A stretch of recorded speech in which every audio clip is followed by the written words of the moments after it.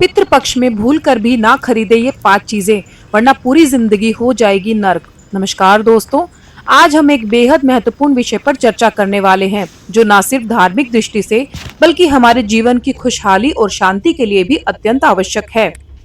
विषय है, पितृपक्ष में किन चीजों की खरीदारी भूल कर भी नहीं करनी चाहिए, वरना जीवन में नर्क जैसे हालात बन सकते हैं।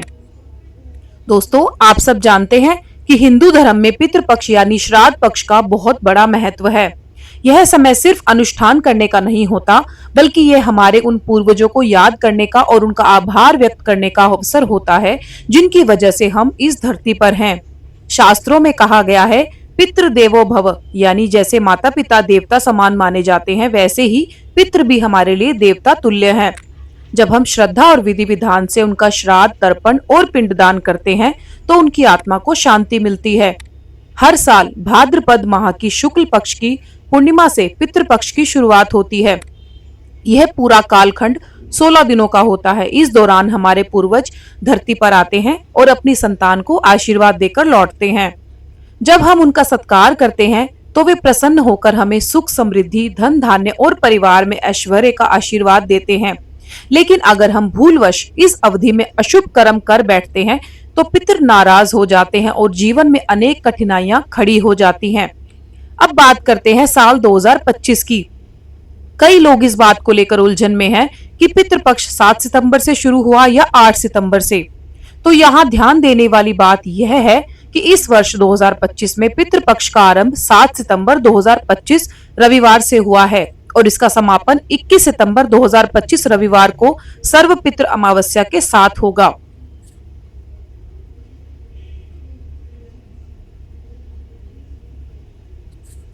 इस पूरे कालखंड में प्रतिदिन अलग अलग तिथियों के अनुसार श्राद्ध किए जाते हैं।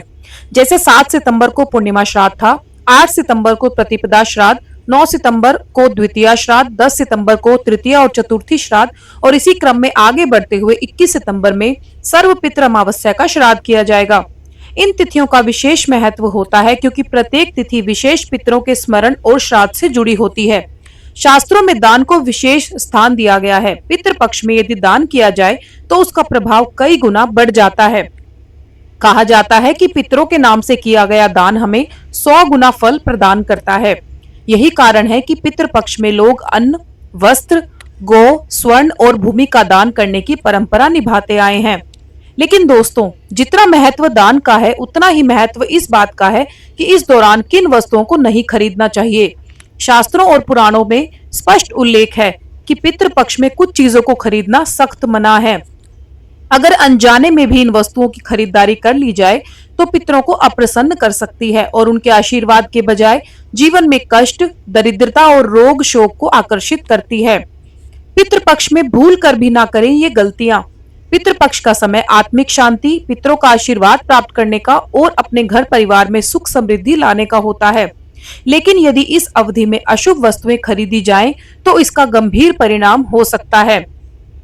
माना जाता है कि जो व्यक्ति इस समय में अशुभ वस्तुओं की खरीदारी करता है, उसकी आर्थिक स्थिति बिगड़ सकती है। घर में कलेश, अनबन और असंतोष बढ़ सकता है। यहाँ तक कि पूर्वज भी क्रोधित होकर अपने वंशजों से मुंह मोड़ सकते हैं। कल्पना कीजिए दोस्तों, अगर किसी घर में पूर्वज नाराज हो जाएं, तो उस घर की सुख शांति का क्या होगा। घर में चाहे कितनी भी मेहनत क्यों ना की जाए, तरक्की के रास्ते रुक जाते हैं।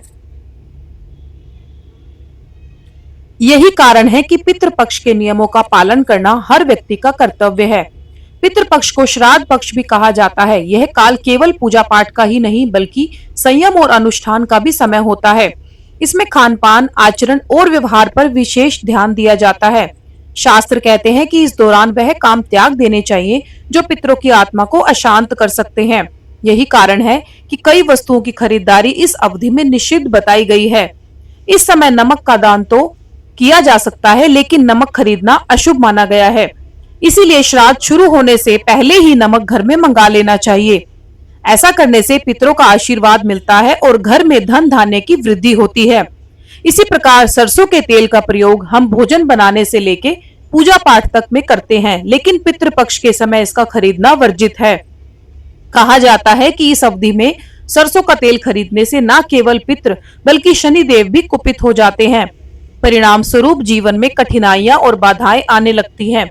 इसीलिए आवश्यक है कि तेल भी पहले से ही खरीद लिया जाए। झाड़ू को मां लक्ष्मी का प्रतीक माना जाता है। माना जाता है कि पितृपक्ष में झाड़ू खरीदने से आर्थिक स्थिति पर विपरीत प्रभाव पड़ता है, घर की समृद्धि रुक जाती है और दरिद्रता का वास हो सकता है। इस कारण श्राद्ध पक्ष के दौरान झाड़ू खरीदने से बचना चाहिए। नए वस्त्र और आभूषण भी इस अवधि में नहीं खरीदे जाते। पितृपक्ष का समय सादगी और सात्विकता का होता है, न कि दिखावे और सजावट के लिए। इस समय अगर आप नए कपड़े या आभूषण खरीदेंगे तो यह पितरों की अप्रसन्नता का कारण बन सकता है। हाँ, इस दौरान वस्त्रों का दान अत्यंत शुभ माना जाता है। लहसुन और प्याज को तामसिक आहार की श्रेणी में रखा गया है। पितृपक्ष में तामसिक भोजन, नशे की वस्तुएं और मांसाहार वर्जित होते हैं। उनका सेवन करने से पितरों की आत्मा को शांति नहीं मिलती और साधक के जीवन में भी समस्याएं बढ़ने लगती हैं। इसी तरह शैम्पू, साबुन और सौंदर्य प्रसाधनों का भी उपभोग इस दौरान वर्जित है।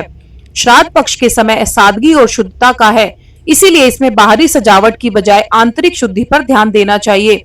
इन वस्त्रों का उपयोग या खरीदारी करने से आर्थिक तंगी और मान सम्मान की हानि हो सकती है। लोहे को शनि देव की धातु माना गया है। सामान्य दिनों में भी शनिवार को लोहे की खरीद से बचने की सलाह दी जाती है और जब बात पितृपक्ष की हो तो ये और भी अशुभ माना जाता है। इस अवधि में लोहे का सामान खरीदने से घर में नकारात्मक ऊर्जा का संचार होता है और कलह और अशांति बनी रहती है। इसी प्रकार भूमि या वाहन भी इस समय में नहीं खरीदे जाने चाहिए। नए निवेश या संपत्ति के लिए भी यह समय शुभ नहीं माना जाता। यदि इस दौरान ऐसा किया जाए तो लाभ के स्थान पर हानि होने की संभावना रहती है। सोना, चांदी या बहुमूल्य वस्तुएं भी पितृपक्ष में खरीदना उचित नहीं होता। इत्र और सुगंधित पदार्थों का प्रयोग भी इस दौरान वर्जित है। अगर इन वस्तुओं का उपयोग या खरीदारी की जाए तो पितरों के साथ साथ भगवान विष्णु भी अप्रसन्न हो जाते हैं।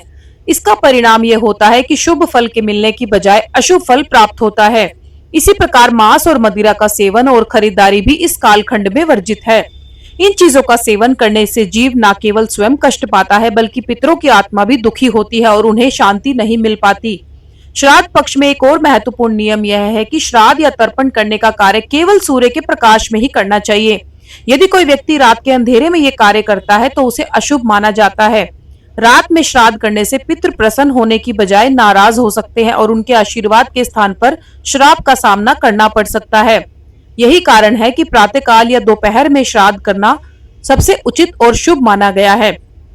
पितृपक्ष के दिनों में किसी भी प्रकार के मांगलिक कार्य करने से भी बचना चाहिए।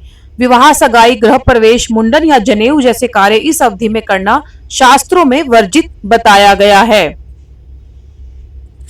यदि ऐसा किया जाए तो पितृ नाराज हो सकते हैं और यह नकारात्मक प्रभाव वंश पर पड़ता है। यहाँ तक कि अगर मकान निर्माण का कार्य चल रहा हो तो भी इस समय छत की ढुलाई या किसी बड़े कार्य से बचना चाहिए, वरना इसका परिणाम अशुभ होता है।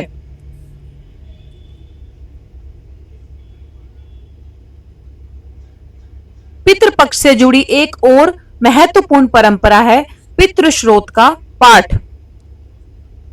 जो लोग नियमित रूप से पक्ष में पितृश्रोत या गीता का पाठ करते हैं उन्हें अपने पूर्वजों का विशेष आशीर्वाद प्राप्त होता है।